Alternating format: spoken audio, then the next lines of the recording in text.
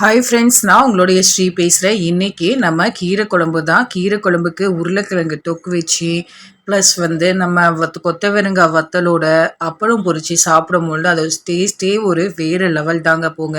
இந்த ரெசிபி நம்ம எப்படி செய்யலான்னு வாங்க பார்க்கலாம். இந்த கீரை ரொம்பவே ஹெல்த்தியானதும் கூட. நம்ம புளிச்சக்கீரை ஒரு கட்டு, அரைக்கீரை ஒரு கட்டு, சிறுகீரை ஒரு கட்டு நம்ம எடுத்திருக்கோம். நல்லா கட் பண்ணி நம்மளை க்ளீன் பண்ணி நம்ம சுத்தமாக வாஷ் பண்ணி 3 டைம்ஸ் மண்ணெல்லாம் போகிறது அளவுக்கு எடுத்து வச்சுருக்கோம். இந்த கீரையில் நம்ம தக்காளி ஒரு 4 கட் பண்ணி போட்டிருக்கலாம். பூண்டு ஒரு முழு பூண்டு, வெங்காயம் ஒரு வெங்காயம் நல்லா கட் பண்ணி போட்டுக்கலாம். பச்சை மிளகாய் ஒரு 6 பச்சை மிளகாய் நம்ம கட் பண்ணி இந்த மாதிரி போட்டுடலாம். கல்லுப்பு தேவைக்கு நம்ம போட்டுக்கலாம். கீரை வேகிறதுக்கு தேவையான தண்ணி நம்ம ஊற்றிக்கலாம்.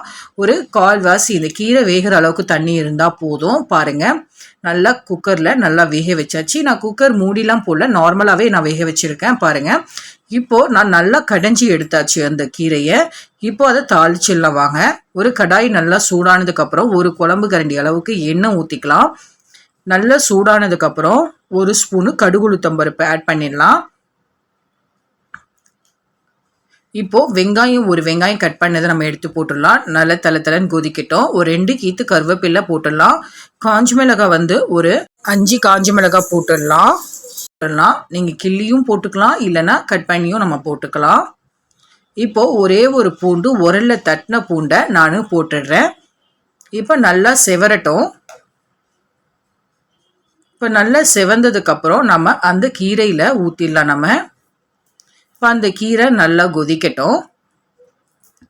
ஒரு கொதி வந்ததுக்கப்புறம் நம்ம இறக்கிட்டா நம்ம போதுமானது.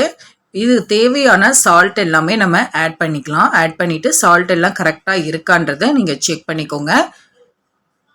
இந்த கீரை குழம்புல நம்ம 1 ஸ்பூன் அளவுக்கு பெருங்காயத்தூள் நம்ம போட்டுடலாம். இப்போ எல்லாமே நல்லா மிக்ஸ் பண்ணிட்டதுக்கப்புறம் நம்ம ஒரு தலை கொதிச்சிட்டதுக்கப்புறம் நம்ம கொஞ்சம் தண்ணி ஊற்றி குக் பண்ணிக்கலாம். இந்த புளிச்சக்கீரை பார்த்தீங்கன்னா நம்மளுடைய கல்லீரல் பாதுகாப்புக்கு ரொம்பவே ஹெல்ப்ஃபுல்லாக இருக்குது.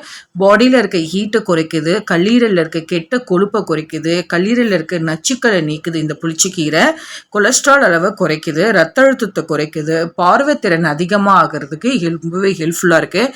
விட்டமின் ஏ இருக்கிறதுனால இது நைட்டு நேரத்தில் சிலத்தும் பார்வை குறைவாக இருக்கிறவங்களையும் அதையும் நமக்கு தடுக்குது. இப்போ நம்ம சூப்பரான கீரை குழம்பு ரெடி ஆயிடுச்சு. சுட சாதத்தில் இந்த கீரை குழம்பு வச்சு நம்ம உருளைக்கிழங்கு மசாலா ஆல்ரெடி நம்ம வீடியோ போட்டிருக்கோம். நீங்கள் வேணும்னா அது பாருங்கள். இப்போ நம்ம கொத்தவரங்காய் வத்தலோட சைடிஷ் வச்சு நம்ம சாப்பிட்டோன்னா சூப்பராக இருக்கும் அந்த ரெசிபி. உண்மையிலே நாங்கள் ரொம்பவே என்ஜாய் பண்ணி சாப்பிட்ட ரெசிபி. நீங்கள் வீட்டில் ட்ரை பண்ணிவிட்டு சொல்லுங்கள். இந்த ரெசிபி உங்களுக்கு பிடிச்சுன்னா நம்ம சேனலை ஷேர் பண்ணுங்கள், கமெண்ட் பண்ணுங்கள், சப்ஸ்கிரைப் பண்ணிவிடுங்க. நம்ம வேறொரு வீடியோவில் சந்திக்கலாம். பாய். ஷேர் பண்ணுங்க, கமெண்ட் பண்ணுங்க. நம்ம சேனல்ல மறக்காம சப்ஸ்கிரைப் பண்ணுங்க. பாய். See you.